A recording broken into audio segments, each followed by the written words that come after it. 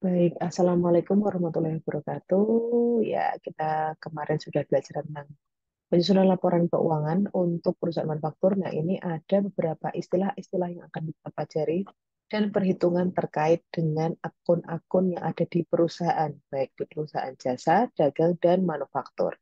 Yang pertama, kita masuk dulu ke materi kas. Apa itu kas? Sesuai dengan pengertian, kas yang sudah kita pelajari sebelumnya, yang sudah kita baca, kita pelajari, kemudian kita hitung, kas masuk dalam bentuk kelompok aset dalam perusahaan. Nah, kas ini secara definisi merupakan uang tunai, baik uang kertas maupun uang logam, simpanan yang ada di bank, yang setiap saat dapat diambil dan sebagai bentuk alat pembayaran lain yang punya sifat seperti uang. Jadi kas ini merupakan aset perusahaan yang paling lancar atau langsung bisa digunakan.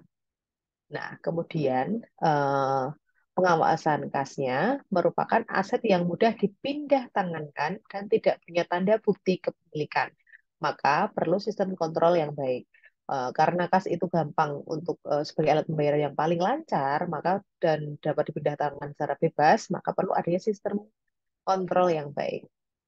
Nah, caranya ada beberapa nih. Ada kontrol atau cara pengawasan kas dengan cara dilihat dari penerimaan kasnya dan juga dari pengeluaran kasnya. Kemudian kalau dari sisi penerimaan kas itu bisa dilaksanakan dengan tiga cara. Yang pertama, diadakan pemisahan pengelolaan kas dan pencatatan kas. Jadi dengan antara pengelolaan dan pencatatan itu dipisahkan.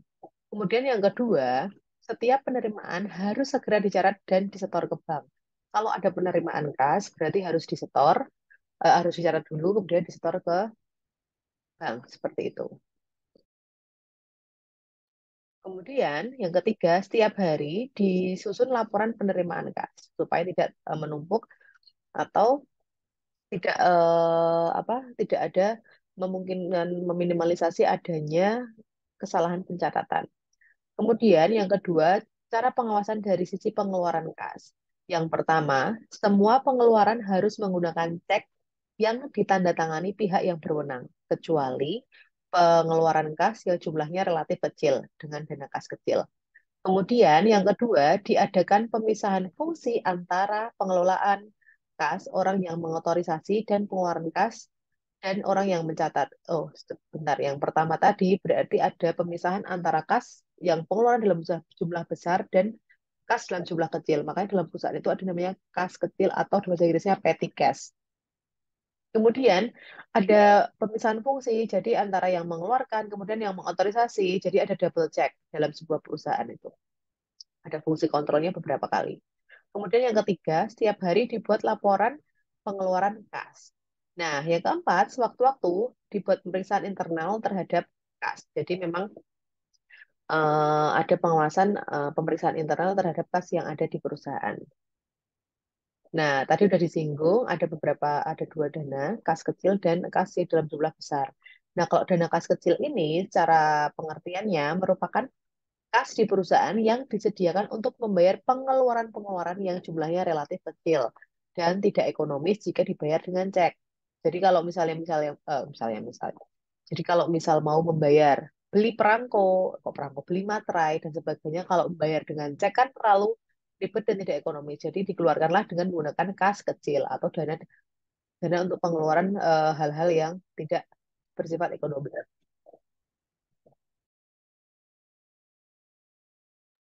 Nah, lanjut ya, mohon maaf nih, banyak gangguan. Nah, sistem pencatatan kas kecil itu ada dua. Yang pertama dengan sistem dana tetap atau impres system. Yang pertama itu ya. Yang kedua fluktuasi atau fluctuating system. Kita belajar yang pertama dulu dengan sistem dana tetap atau impres. Nah, pada saat ini rekening dana kas kecil selalu menunjukkan jumlah yang tetap. Namanya juga dengan sistem dana tetap, maka saldonya itu jumlahnya tetap sama kas kecilnya. Karena pada saat terjadi pengeluaran dana kas kecil, pengeluaran tersebut tidak dicatat dan baru dicatat saat mengisi kembali dana kas kecil. Jadi waktu mengeluarkan, misalnya bayar list kan besar ya kalau perusahaan, bayar beli materai, terus nanti beli lem dan sebagainya, itu dicatatnya direkap dulu, tapi tidak langsung dicatat. Dicatat ketika pengisian kembali kas kecil. Kira yang udah habis, diisi kembali, baru dicatatlah itu. Nanti kita lihat perbedaannya ya. Kemudian yang kedua, ada sistem fluktuasi atau fluctuating system. Nah, rekening dana kas kecil ini jumlahnya selalu berfluktuasi, namanya juga sistem fluktuasi, sesuai dengan jumlah dana yang dikeluarkan. Jadi, jumlahnya tidak tetap atau fluktuasi berubah-ubah sesuai dengan dana yang dikeluarkan dari menggunakan kas kecil. Nah, ini contohnya dengan sistem dana tetap atau impres. Pada tanggal 1 Desember 2004, perusahaan membentuk dana kas kecil 100.000. Nah, kas kecil diisi kembali setiap 2 minggu sekali. Nah, jurnalnya pada saat pengisian itu adalah dana kas kecil bertambah sebelah debit 100.000, kemudian kas berkurang 100.000 pada tanggal 1 Desember 2004. Gampang ya. Kas besarnya kas besar, kas yang biasanya berkurang digunakan untuk mengisi dana kas kecil. Nah, contoh pencatatan lagi dengan sistem dana tetap. Pengeluaran dana kas kecil dari tanggal 1 sampai 14 Desember sebagai berikut. Ingat, tadi pencatatannya setiap 2 minggu sekali. Berarti tanggal 1, kalau dibagi 2, setiap tanggal 1 sampai tanggal 15 ya, katakanlah seperti itu. Berarti ini ada transaksi lagi nih. Tanggal 1 sampai dengan 14 Desember sebagai berikut.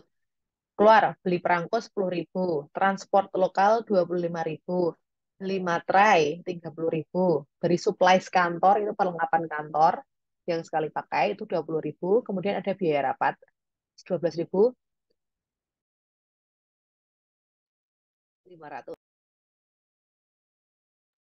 Maka jawabannya jika menggunakan sistem dana tetap, dia tidak di jurnal. Karena sistem dana tetap itu akan di jurnal ketika hanya pengisian kembali.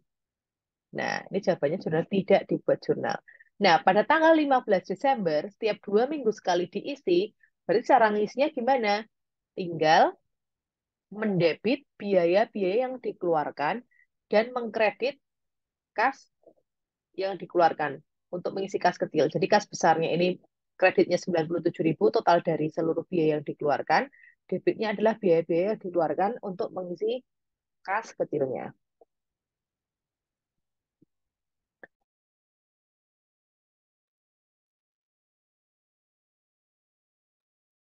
Gitu ya. Untuk dana impres seperti itu. Nah, impres atau tetap. Nah, ini ada juga pencatatan untuk sistem dana tetap. Pengeluaran antara 14 Desember dan 31 Desember ada biaya perangko 30.000, biaya transport lokal 15.000. Nah, jurnal pada saat tanggal 14 sampai dengan 31 Desember tidak di jurnal, tapi di jurnal ketika pengisian kas kecil di tanggal 31. Kalau tanggal 31 tidak ada pengisian kembali dana kas kecil, berarti ada disesuaikan. Tadi beli berapa? 30.000, kemudian untuk perangko itu biaya transport lokalnya 15.000, kemudian mengeluarkan dana apa penyesuaiannya dengan menggunakan kas kecil. Nah, itu penyesuaian pada tanggal 31 Desember 2004. Ketika pengisian kembali atau penyesuaian kembali tanggal 1 Januari tahun berikutnya, dana kas kecilnya didebit sebesar yang sudah disesuaikan kembali sebelumnya. Jadi diisi kembali dana kas kecil 45.000, kemudian biayanya di kredit, tinggal dibalik aja.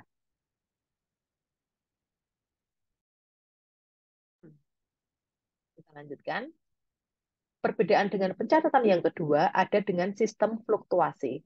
Nah, pada tanggal 1 Desember contohnya sama, membentuk kas kecil 100.000 dan kas kecil diisi kembali setiap 2 minggu sekali. Pada saat pengisian sama jurnalnya, debitnya dana kas kecil, kreditnya adalah kas. Nah, ketika transaksi, ini bedanya. Pengeluaran dana kas kecil dari tanggal 1 Desember sampai dengan 14 Desember adalah sebagai berikut. Masih sama untuk perangko, transport lokal, materai, suplai kantor, dan rapat. Jumlahnya adalah 97.500. Jurnalnya dengan sistem dana fluktuasi, debitnya biaya yang dikeluarkan, kreditnya adalah dana kas kecil. Pengeluarannya menggunakan apa? Jadi ini kan dalam hal ini adalah menggunakan dana kas kecil.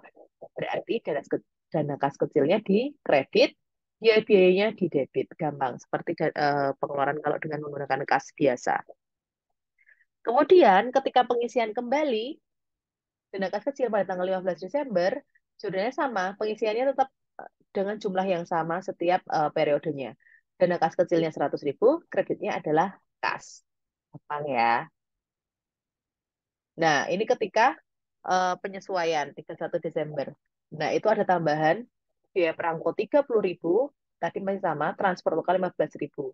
Berarti pada tanggal 31 Desember tetap sama biaya perangko dan transport lokal yang dikeluarkan, kemudian dana kas kecil berapa total yang dikeluarkan.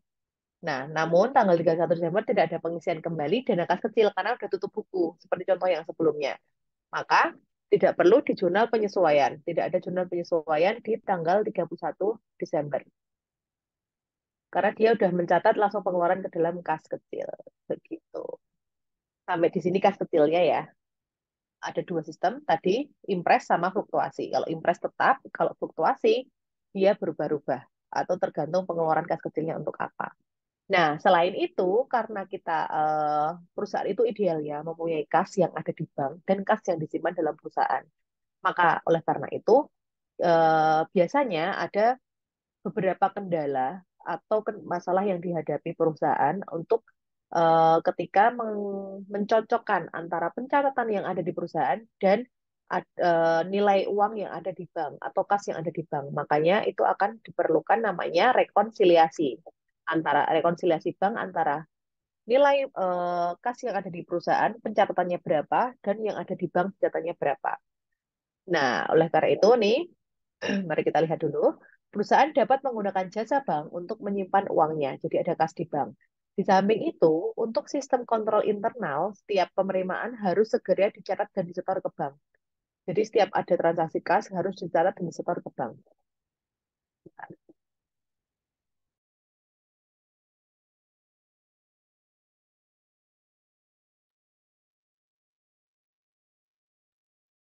Nah, kemudian pengeluaran kas dalam jumlah besar dengan mengeluarkan cek. Jika misalnya perusahaan mengeluarkan pembayaran dalam jumlah besar, perusahaan dapat mengeluarkan dalam bentuk cek atau cek bukti pembayaran nanti bisa dicarikan oleh pihak yang penerima cek. Sehingga ada dua catatan, yaitu catatan bank, bank yang mengeluarkan cek, dan catatan perusahaan. Nah, oleh karena itu, apabila timbul ketidakcocokan di sini antara catatan bank dan perusahaan, maka dari itu perlu adanya rekonsiliasi atau pencocokan pencatatan yang dilakukan oleh bank ketika mengeluarkan cek dan ketika perusahaan itu mencatat ketika ada pembayaran tersebut. Misalnya dengan metode cek tadi. Mari kita lihat. Nah, secara pengertian, rekonsiliasi rekonsiliasi bank ini merupakan eh, dilaksanakan perusahaan dengan tujuan untuk menentukan saldo kas yang benar dengan cara membandingkan laporan yang ada di bank dan juga dengan yang pencatatan yang ada di perusahaan. Nah, perbedaan saldo kas menurut catatan bank akan bank dan menurut catatan perusahaan karena terjadinya perbedaan saldo kas ini antara catatan bank dan perusahaan bisa disebabkan menjadi dua. Jadi dua. Yang pertama, pihak perusahaan belum mencatat atas melakukan kesalahan atau melakukan kesalahan. Jadi transaksi kasnya itu belum dicatat atau nyatetnya itu salah oleh perusahaan. Misalnya beli perlengkapan 10 juta, nyatetnya cuma 1 juta. Berarti kan ada ketidakcocokan. Padahal 10 juta yang dikeluarkan oleh bank. Perusahaan hanya nyatetnya 1 juta. Misalnya kayak gitu. Kemudian yang kedua, pihak bank belum mencatat atau melakukan kesalahan pencatatan. Sama, bank misalnya harusnya yang dibayar cuma 10 juta, tapi bank bisa mengeluarkan benar 100 juta kesalahan pencatatan. Nah, itu nanti namanya rekonsiliasi bank, dilihat dari bukti-buktinya. Nah, kemudian pihak perusahaan belum mencatat atau melakukan kesalahan. Antara lain kesalahan tersebut adalah, ini dilihat dari pihak perusahaan ya. Yang pertama, bank membebani rekening perusahaan dengan biaya-biaya bank.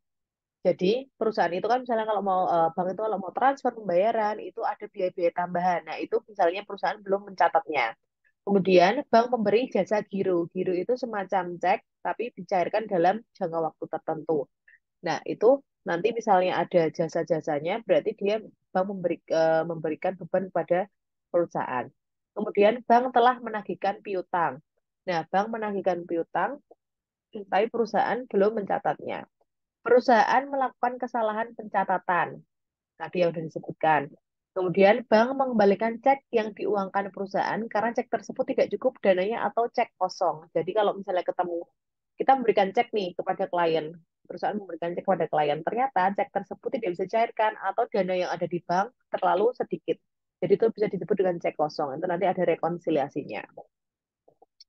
Nah, ini dilihat dari pihak bank, kenapa kok belum mencatat atau melakukan kesalahan pencatatan? Biasanya disebabkan karena yang pertama, sejumlah setoran belum tampak pada laporan bank. Jadi yang disetor itu belum masuk ke laporan mutasi banknya harian. Jadi misalnya yang kita setor uang, ternyata sistemnya itu kan biasanya bisa 1 kali 24 jam, itu belum tercatat.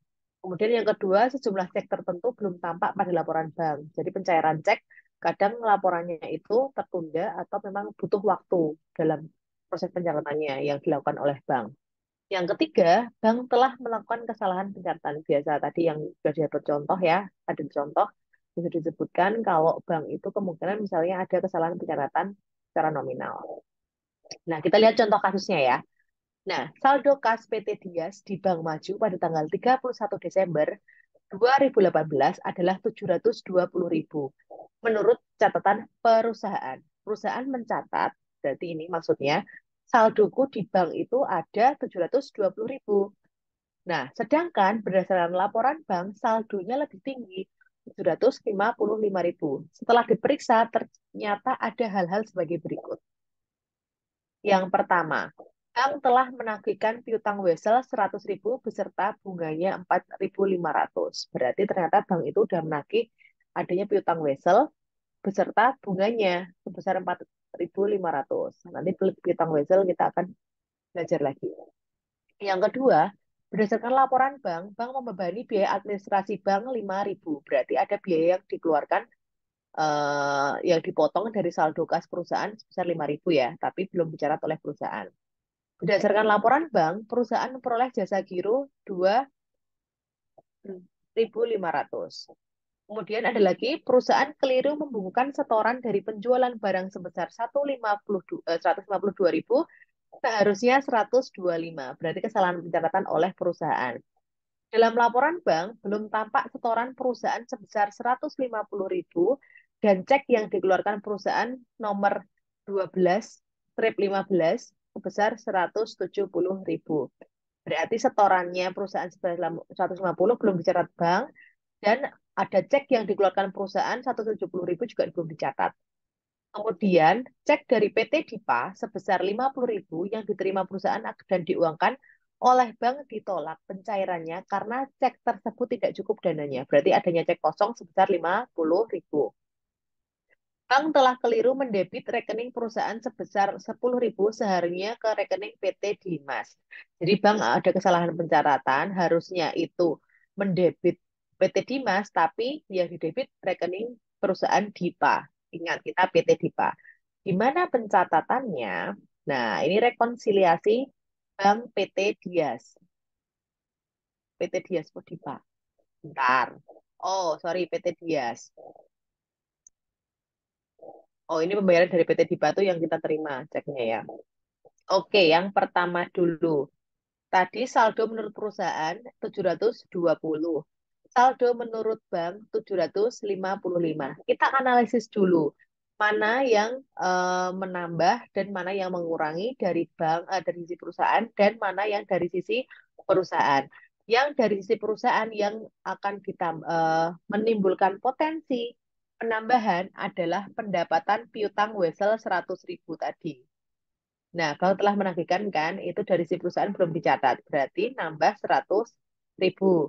Terus ada pendapatan bunga wesel. Banknya udah mencatat, tapi perusahaan belum mencatat sebesar 4.500. Kemudian ada jasa giro. Bank sudah mencatat, tapi perusahaan belum mencatat 2.500. Jadi potensinya saldonya itu ada 827 menurut bank. Menurut perusahaan. Nah, ada beberapa bank yang belum mencatat. Yang pertama, setoran dalam perjalanan 150.000. Tadi bank belum mencatat kan laporan perusahaan sudah menyetor tapi bank belum mencatat. Ada potensi tambah 150.000. Kesalahan pencatatan sebesar 10.000.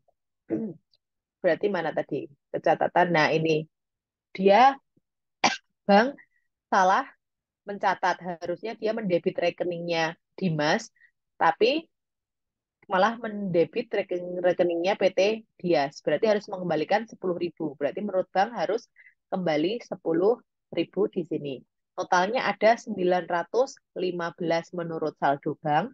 Dan menurut perusahaan, dia ada teku apa saldonya ada 827. Ini yang dari sisi yang harus ditambahkan. Kemudian yang harus dikurangi menurut pencatatan perusahaan yang belum dicatat. Ada biaya administrasi bank 5.000. Nah, banknya sudah mencatat tapi perusahaan belum. Berarti dimasukkan ke kolom perusahaan administrasi bank dikurangi 5.000. Kemudian ada kesalahan pencatatan 27.000 dari sini. Ternyata perusahaan salah mencatat penjualan barang yang harusnya 152 dicatatnya 125. Berarti harus ditambah atau dikurangi. Kalau nyatatnya terlalu besar berarti harus dikurangi sebesar 27.000. Ternyata ada juga cek yang diterima oleh PT Dias dari PT Dipa sebesar 50.000 tapi ditolak oleh bank.